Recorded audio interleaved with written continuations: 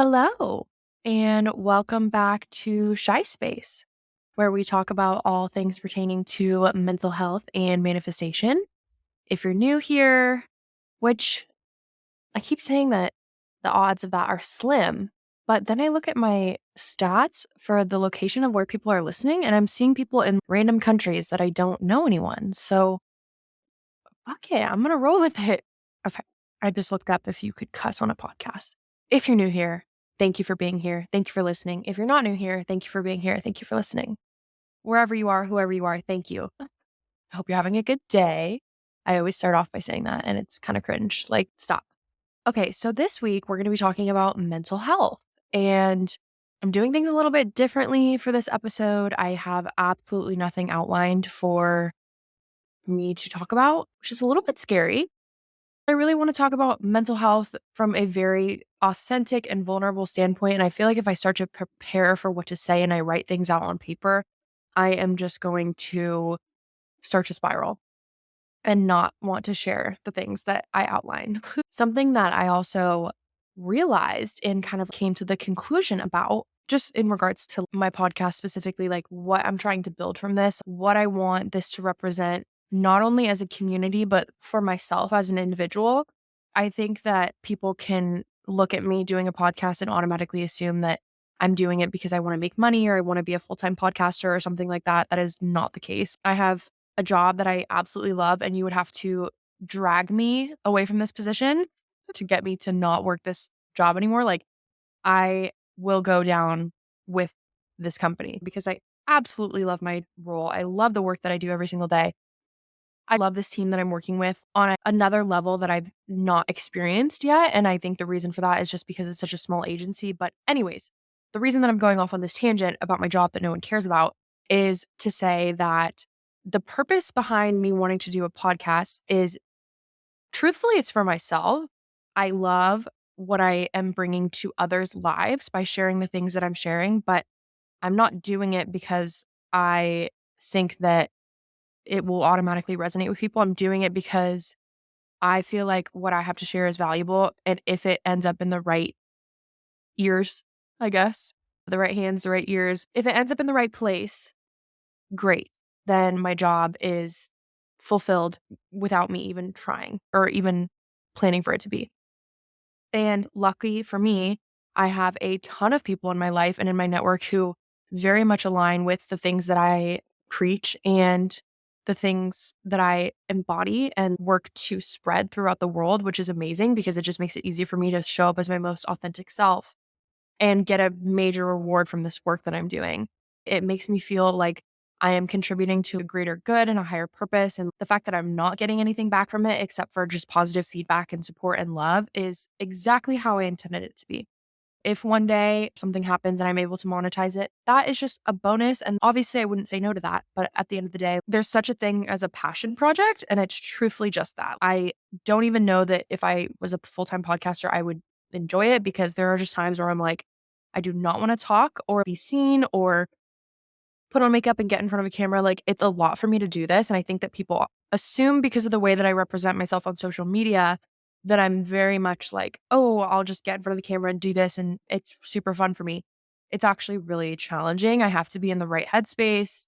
I have to be feeling confident. I have to be feeling secure. I have to be feeling balanced so that I can just speak eloquently and naturally, I guess.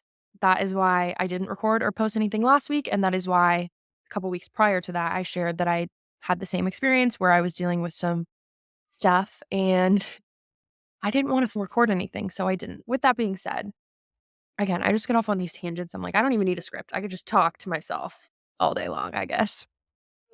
The reason I want to talk about mental health is because I realized that the three pillars of what I want to represent from this podcast are authenticity, positivity, and vulnerability. I can never say that word.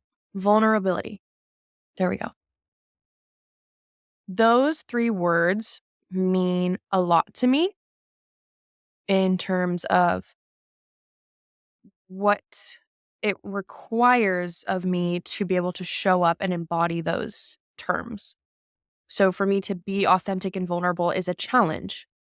but a challenge that I very much want to take on and continue pushing myself towards because it is good for me and it is good for everyone around me. And I guess I'm bringing that up because that is what I want to be the core value. Those are the core values that I want to represent my work in my podcast. I'm calling it work because it is work. Whether or not I'm getting paid, this is work. You should see how long I spend editing to make myself sound less stupid. It's not like I just record it and put it out and it's an hour of my day. But that's a lot with a full-time job and a life and a dog who never seems to have a lack of energy, by the way. She's crazy. We walk 6 miles a day and she still has energy. What is that about? I mean, I know I got the smart dog and I knew exactly what I was getting myself into when I got this dog, which, by the way, if you don't know, she's a border collie Australian Shepherd mix. So she's super high energy, super intelligent, never quits, always has something to say. She's very vocal, but it's just a lot of work. So, what I want this work that I'm doing to represent is those three words. I want it to be a space filled with tons of positivity, tons of authenticity, and just the right amount of vulnerability. Only what people are comfortable with.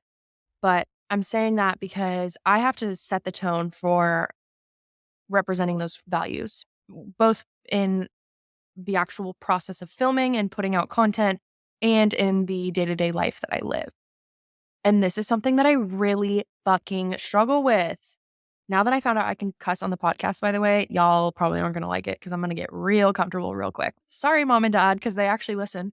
I don't know. I really struggle with being vulnerable. Why do I struggle with being open and honest about my feelings? I don't really know. That's something I could dive into. I don't think that I should waste the time doing that. I think that it just has to do with things that I experienced growing up. And, everybody has something that they struggle with. So it's just learning how to come out of that and better myself and strengthen those skills that I lack in one way or another. My hope is that by working so hard to embody those concepts, it will then inspire others to do the same. Because something that I've realized in the short time that I've been doing this podcast is that people really, really appreciate when you just show up as your most authentic self. And it can be one of the scariest things to do, especially these days with the filters and the editing and all types of social media causing you to compare and despair, as I like to call it. It's so rare that you see somebody either talk really openly or show up with no filter, no makeup. I mean, especially with AI, that shit is crazy. I'm not going to go down that route. We live in a very fake world where being real is so much more appreciated than it ever has been. And I know that because I appreciate it so much when people are authentic. Like, I saw this video recently on TikTok of this girl showing the different levels of essentially like fakeness with her wearing a filter on the video, I sound like a grandpa saying that, with her using a filter on the video and then also using a ring light, which, by the way, if you're watching this on YouTube, I use a ring light. So don't get it twisted, honey. I look horrible if you turn this thing off, truthfully. And I'm wearing makeup. So she would remove the ring light and then remove the filter and then remove the beauty filter because, TikTok has that really subtle beauty filter on top of the normal filters. So again, everything is just so fake. She showed like working backwards from looking best to looking, I don't want to say the worst because she looked beautiful nonetheless, but in the general public's eyes, I guess that's like looking the worst is when you're just yourself. It just really resonated with me when I think about the video a lot, when I feel pressured to be something that I'm not. I mean, I struggle with acne. I'm really insecure about that. It's a new struggle for me. I don't understand what it is with my body that decided to randomly get adult acne. I had the best, most clear skin my entire life. I was so lucky, so fortunate. And then randomly in my mid 20s, I just got really bad acne and I went on Accutane and it cleared up my skin. And now my acne is back and it's not as bad, but it's still there and I'm still insecure about it. And that makes me want to show up on the internet looking like a glazed fake AI donut. I mean, that's just the truth. With these three core values that I'm talking about, I want to hone in on just me as a person. Like, I'm going to really air out my dirty laundry on this episode, and I'm a little nervous about it. I'm not going to lie. But like I said, this is what I want to embody. So I have to push against the fear and just do it because it's worth it. I don't know if I've shared this in detail. Oh, I did share a TikTok one time talking about how meditation cured me of all these mental ailments that I have or have dealt with in the past, which is mostly true. Recently, over the past couple weeks or the past month, maybe, I don't know, time is just a foreign concept to me these days. But recently, I have kind of fallen back into old patterns of bad habits that I am not proud of, and they are not aligned with my higher self. Again, this is stuff that I really don't like to talk about to anybody, but those include unhealthy eating habits and things that are associated with self sabotage. So, backtracking a little bit, the only diagnosis that I have is generalized anxiety disorder. So, I have anxiety. A lot of people do. It's not uncommon. I'm not special. I have shared on TikTok as well. I don't know what is with me and sharing my deep, dark secrets on TikTok, but I have shared on TikTok that I am on a very low dose of medication. Basically, if you took the medicine that has the least impact on the brain, that is the medicine that I take for my anxiety. I've never noticed any type of behavioral difference except for feeling better. And I've never noticed any side effects. I think people think of psychotropic medicine as something that just completely alters you. Like, I think if you're not exposed to the mental health world, which I am, most of you know that I studied to become a therapist. I realized that it wasn't right for me. That's a story for another time. But I learned everything that I would need to know to be a fully licensed therapist. So, although I will not give psychological assessment and treatment, I can give advice and educate. I think that there is a lot of negative energy surrounding pharmaceuticals when it comes to mental health, which I completely understand. Because, in my opinion, if you're not backing it up with the things that you need to do to take care of your mental health organically, for example, meditating, exercising, eating healthy, etc., then you shouldn't be looking for a pharmaceutical to solve your problem. You should try to solve the problem in a healthy way first. I think that there are some cases where mental health discrepancies can be super severe and then would need intervention with medication no matter what. But I truthfully believe that we can heal ourselves through meditation alone. So that is something that I will be working to do eventually. I do not want to be on medication my entire life, but I did all those things. Like, I was literally the healthiest I had ever been. Obviously, drinking is still a factor to anxiety, and I still do that from time to time. So I'm not fully going with, I guess, the advice that I would give others. But at the same time, there are people who can drink and it doesn't make them anxious and they thrive regardless of having alcohol in their body. And I think it's very fair to want to be able to engage in life's sins. I don't think it's fair that one person has the chemical structure in their brain that responds to anxiety horribly. So they just shouldn't get to drink ever. Alcohol tastes good. First of all, like beer, wine, delicious. And it's fun. It's a social thing. A lot of people do it. Doesn't mean it's good for you, but I just think that you should be able to have the option. So for me, I literally could not do the most basic tasks. It got to the point where I was unable to function. I would make excuses to get out of things constantly, like fake being sick or fake emergencies. This included social situations. Like, I would not see anybody or do anything or hang out with anyone because I was truthfully just a mess, unable to function. And there was just no real reason why. This was in 2022, and I was like, okay, you know what? I have struggled with anxiety for as long as I can remember. I've never wanted to get on medication because that's just not something that my family is super into. I just kind of did it on my own. I didn't talk to them about it, which was a big deal for me. I'm an only child and I'm really close with my family. So it's kind of like, especially since I was still on their insurance at the time, you would think that I would have talked to them about it, but I didn't. I sought out treatment privately, independently, and it is the best decision I've ever made in my entire life. I can actually function now. I work in a role that is very high pressure and very high demand, and I can handle it.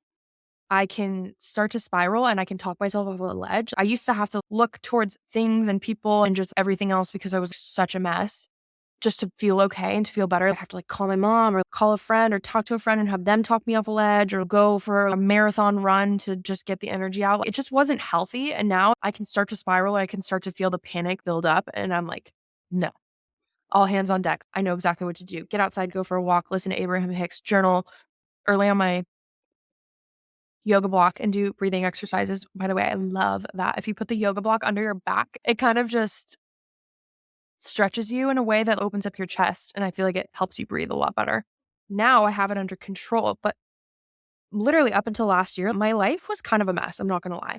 I made a lot of really rash decisions without thinking them through. And I don't want to say that I regret any of the decisions that I made because I preach about how you cannot make mistakes. And I don't think that I made mistakes. But I just, in one way or another, kind of wish some of the things had been handled differently. I'm wishing for growth.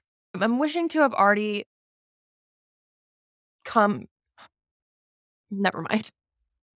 I used to be very impulsive, very, very reactive. Gosh, some of the things that I've done growing up, I'm not even kidding. The anxiety has made me insane. And I just think that if you're in a similar situation to me and you think that your mental health is fucked up and you are trying everything that you can to get better and get help and it's just not working, maybe you should look into medication or maybe you should slide in my DMs and talk to me about it in more detail because again, I am not preaching medication as the solution by any means. It is just a band-aid fix to a much bigger problem. But if you're doing everything that you should be doing to live a healthy, balanced life and you still cannot get your mental health into a good place, then you should definitely seek therapy and or pharmaceutical assistance. I hate talking about the way that I used to be, but I think that it needs to be done because I want people to understand the absolute 180 that I've done in being able to get my mental health under control. So for me, the anxiety has always manifested as like almost being bipolar, which is a little bit challenging for me to talk about because for some reason I feel a lot of shame about those tendencies that I have. And I mean, I think I have every right to feel shame because it resulted in me treating people that I loved dearly very bad. It's hard for me to look back on that version of myself and just accept that I was once that person and accept that I've made those mistakes and done those things. However, it is transformative and very pivotal for my growth and who I am today. There are times where I think back to just the way that I used to be, even just a regular day of how I would operate. And it's just mind blowing. I do not recognize myself now versus who I was even 2 years ago.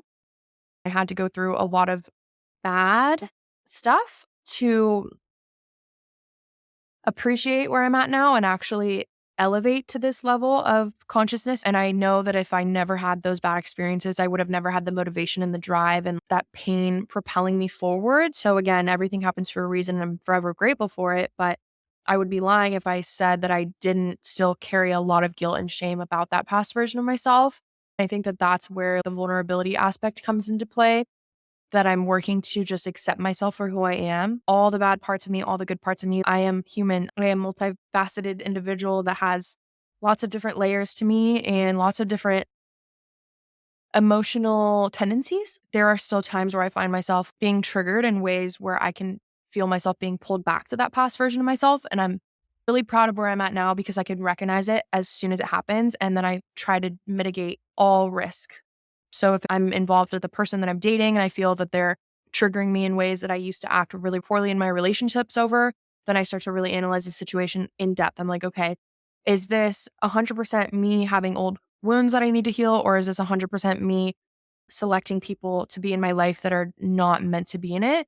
There's just so much to analyze. And I think that the further that you get along in your mental health journey, the more that you're able to realize that you are responsible for the things that happen in your life to a T. At the end of the day, no one is responsible for triggering you back into an old state. It's you that needs to continue healing further so that you cannot be triggered back into that old state. However, I do also think that for people like me, there are tendencies to attract the wrong individuals. God forbid anybody that I used to date is listening to this, but you know what? I cannot tiptoe around their feelings. And it's not like I'm going to name names anyways, but I just think that, and I don't want us to come off as cocky or overconfident or anything, but I am a huge, huge empath. I'm so sensitive to people's energy. I become physically impacted by people's energy. I'm very tapped in to higher source and my spirit version of me, whatever you want to call it, the angel Chi-Town. With that being said, I have just notoriously attracted people that need healing. I don't know what it is about empaths, but we just by nature attract those type of people. I think it's because we want to heal people and we want to lift people up out of their pain and suffering. But it comes to a point where it's like, okay, you can't just keep dating shitty people because you want to heal them. That's not your responsibility because now you're suffering because of their lack of healing and their lack of emotional elevation. It's like I was saying, it's a fine line. What part of it is me and what part of it is the other person? And that's just something that I think that everyone could really benefit from hearing, no matter if you have a mental illness that you're aware of or not. You definitely have some issue that you bring to your relationships. I'm telling you right now, if you're listening to this, I know you got problems because we all do. So don't shy away from it, but just try to look at a situation when you're having a negative reaction and think, is this me or is this the other person? Because realistically, everything you experience in life is a direct reflection of you. We are always reflecting ourselves, not just with interactions with people, but in experiences too. If you're anything like me, the anxiety can make you act really awful to the people that you love. Like I said, that is one of my biggest regrets. It's not even worth talking about because I'm not that person anymore. But if you are like that and you think that you're self sabotaging, I really encourage you to try to take what I'm saying and develop it into an action. I hope that you'll take the step that you need to take care of yourself and take care of the ones around you because the world needs more love and more light always. If you're not finding ways to improve yourself, then you're not improving in general. And that means that you are probably suffering in one way or another. Whether or not you're willing to admit it doesn't matter. Only you will know. I wish that somebody had been able to tell me at that younger age that I needed to get my shit together and that everything that I was experiencing was my own fault. Like the pain and the suffering and the negativity. It was everything that I was doing or not doing, I should say, that resulted in those experiences with my family, my relationships, my friendships, whatever it may be. I think one of the biggest pillars to my mental health journey that I want to highlight too is that bipolar tendency that I mentioned. I'm very emotional and I have always been the type of person that feels things at a extreme level, not just in terms of being sensitive to other people's energy, but feeling my emotions. I feel things at a 10. Not even a 10. I feel things at a 15, both positive and negative. So it's just always been really hard for me to process my emotions because I just don't want to feel those extreme levels. And that's why there was a period of time where I thought that I was bipolar because I would just have these extreme highs and extreme lows. It really drove me crazy when I couldn't get a handle on it because I would just get so angry and then on the contrary, so happy about things that were amazing and then so sad about things that were sad and just everything was exploding with emotion and I could not figure out how to handle it. Once I really went through a lot of stuff that forced me to figure out how to deal with myself and my emotions, that's when I started to implement meditation. It's been a slow process because I don't like meditating. Like, I'm not going to lie to you. I struggle to shut off my brain. So it is challenging to wake up in the mornings and have to do that for 15 minutes, especially when I just want to immediately dive into things that I need to do.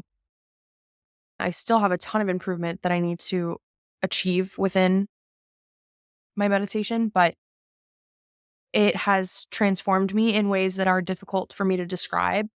I am literally a different person. So I highly recommend if anybody has mental health issues to meditate on top of anything else that you do to help yourself because, oh my God, I just cannot wait to talk about Joe Dispenza in one of my episodes because I'm reading one of his books right now and it just blows my mind every single time I read something or learn something from him about how meditation is literally the best thing that you can do for yourself ever. It is so good for your body. It is so good for your brain. He just sent me an email.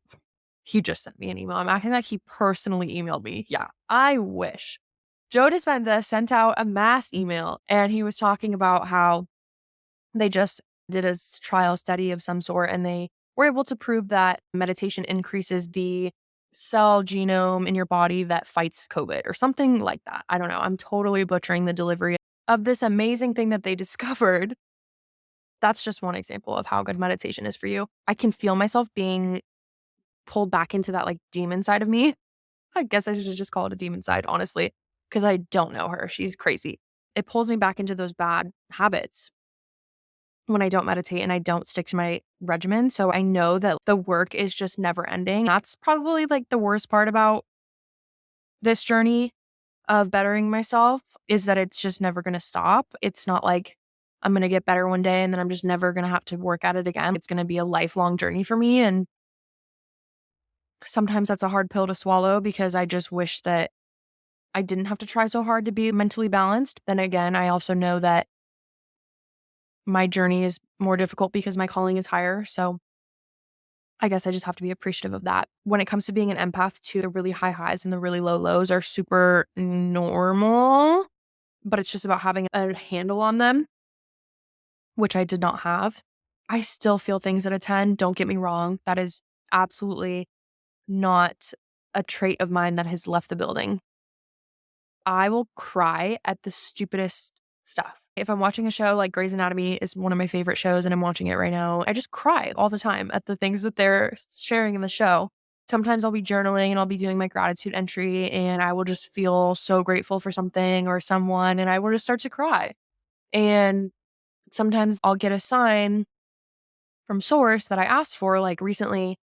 Oh my God, this was so exciting. I recently was, oh, I'm getting chills. I recently was asking source for a sign through a blue feather. First, I started with feathers because I thought that that would be a really cute thing. Although I hope a bird's not dying every time I get a feather in my path. But feathers are a good way to ask for signs, and I never see them. And then, of course, once I asked, I started seeing them everywhere, like nonstop. And people sending me pictures of feathers too. It's funny. Then I wanted to take it a step further, and I was like, okay, well, show me a blue feather. I knew that that was possible, so it was something that my subconscious could accept. I just knew it was gonna be a lot more rare because there are bluebirds that fly around Dallas. I see them all the time, they're beautiful, but they're not as common as the brown, black, gray birds of the world. So I was like, it's definitely possible for me to see a blue feather, but it's gonna be more challenging. I asked for that sign about a month ago, and this week I saw the blue feather on the sidewalk while I was walking in the morning. And I stopped and I took a picture of it and I cried. And now I want to cry again because that was just so cool. To other people, that's just going to sound like the dumbest thing in the world. But when you know that you're connected to a higher power and you ask for things and they actually show up into your life, it just is the most reassuring and peaceful, loving feeling that you could ever experience. I see angel numbers. God, it's insane how often I see them. Really? And it's never me looking for them either. It's like I'm walking down the street and then I just get this random urge to rotate my head 25 degrees to the right. And then I look and I see 444 or something. It's always intuition. It's never anything but just being purely and divinely guided. It is the most amazing feeling in the entire world to just be at peace with the present moment and at peace with yourself. I know that I'm saying all this stuff about how I'm not at peace with myself because I don't have an easy time accepting the past versions of myself, but I know that the past is also not real in a way because all we have is the present moment. So I just try not to get wrapped up in that. I try not to get too wrapped up in the future or the past because I really like to live in the present moment. It is the way that I'm able to be the happiest, healthiest, most balanced. I'm also able to manifest a lot more easily when I'm grateful for the present moment and just living in the now. That's why I do all those other practices as well, because they really help with keeping me in the present moment and keeping me grounded. So, again, there's a method to my madness. I don't just do these things for fun because they're really not that fun, but the outcome and the results of what you get is fun. The last thing that I want to talk about really quick in regards to the byproduct of my anxiety is so obviously, we talked about the emotional reactivity. Then the other thing is the body issues that have come with it. I just want to remind people that if you have a negative body image or that you see yourself in a certain way, social media is also really not supportive of this trait in women. I hope that you'll remember that you are beautiful just the way that you are, and what you see in the mirror is not what other people see. they see something much more beautiful than you could ever truly believe because we just look at ourselves so differently than we look at other people. If you are struggling with body dysmorphia or anything similar to that, it could potentially be a symptom of anxiety. I used to do this thing where I would check my stomach. Like, it's so weird to say out loud, but anytime I'd walk by the mirror, I'd look at my stomach. And that is actually a tendency of OCD, but it's also a characteristic of body dysmorphia. I think that a lot of women have body dysmorphia nowadays, and it's difficult to talk about because I don't like to talk about people's bodies in any way, but it's a mental health issue. If you're like me and you obsess over how you look in photos or in real life, and you're checking your stomach or you're checking your bicep when you walk by the mirror, you might have a more significant issue going on if it's something that you're not able to release. I just wanted to share that as well because understanding the ins and outs of the mental health journey are really important because it is so complex. I say I have anxiety, but it doesn't just manifest as anxiety. You could borderline diagnose me with OCD, bipolar, anxiety, and depression. I have had all of these different fun feelings and experiences and struggles over the course of my life. It doesn't mean that I'm defined by all of them, but it is possible that it's a form of co-occurring mental disorders, which is basically when you have the tendencies from other mental health disorders kind of like spill into a main diagnosis. Obviously, it very much depends on the chemical balance within your brain and what chemicals are at a higher level and a lower level. There is a lot of co-occurrence that happens in the mental health world. And so a lot of people are not getting treated properly for the things that they do need to be treated for. I never understood why I was so obsessed with my body image and why I had this unhealthy relationship with eating. Now I understand that it was literally a part of the disorder that I struggle with. It's another reason that I work so hard to take care of my mental health because I don't want to treat my body bad. Like if I'm binge eating because I had an episode and was starving myself or something. I know that that's crazy to say, but I'm sure many people have experienced it. I literally used to do that. I would starve myself. It was so unhealthy. And then after I was done starving myself, I would eat a million things because I had been starving myself. Obviously, I was hungry. I wasn't able to stop doing that and stop having that self perpetuating cycle until I actually realized, oh my God, I have a really bad problem with anxiety and it's impacting me in all these other ways. I need to take care of it. This is serious. So, just something to consider. I'm not preaching that you should go get drugged up on something. That is not what I'm saying. But I'm saying that if you're struggling with other things that are symptoms of mental health disorders, get help in one way or another because you do not need to live that way. You do not need to live in suffering and silence. First, I would recommend getting a therapist. That is what I did. I've been in therapy on and off my entire life, essentially. I could very much benefit from having a therapist right now, but I just don't really have the time or the energy to invest in that during this time of my life right now, but it's not off the table at all. I do think that I have a really great support system that I'm able to kind of leverage as a form of therapy. And this podcast, I will say, is a form of therapy in itself. So thank you guys for that. I really want people to be happy. Like that is literally all I want in life is for other people to be happy. I hope that if you have been considering going to see a doctor or a therapist, that you will take this as your sign to do it because there's absolutely no reason why you should be living in misery. First, look at yourself and look at your habits and who you're surrounding yourself with and what you're surrounding yourself with. If you're starting every day watching the news where they talk about all the horrible things that happen in the world, you should probably cut that out immediately. But if you're in a positive place and you do everything that you should be doing and you work out and you eat healthy and you surround yourself with positive people and you have a good life and it doesn't really make sense where you're still having the struggle, take that step. I know that the world is evolving and really accepting mental health, but it is very much still siloed, in my opinion. And I just want people to feel like they are not alone and know that there is absolutely no reason why you should be feeling the way that you feel. Like if you are in a panic state all the time, that is not normal. And I'm telling you that it's not normal because I have been the panic girly for so long. You should not have to talk yourself off a ledge every 25 minutes over whether or not that email is going to get you fired. That is the type of stuff that I spent so much of my time dwelling on and being upset about. And it's just awful. It's literally awful. It's so bad for your body to be constantly in that stress state where you're releasing so much cortisol into your bloodstream and then you get sick. This is literally how people get life-threatening illnesses. So get it figured out because I want you to live. I really do. I want you to have a long, happy, healthy life. And You can't do that if you're constantly living in fight or flight mode, or if you're always depressed, or you're always anxious, or you're always angry. If you're not waking up every day feeling good and feeling excited, take a look at yourself and your habits, figure out what needs to be fixed, and do it. Anyways, that's everything I wanted to talk about. Take care of yourself, love yourself, be honest with yourself about where you're at. Don't judge yourself for it. We're all human. If you need anything, I'm here for you. If you have no one else in your life that you can talk to about mental health and what you're going through, just know that you have me. We don't even have to know each other.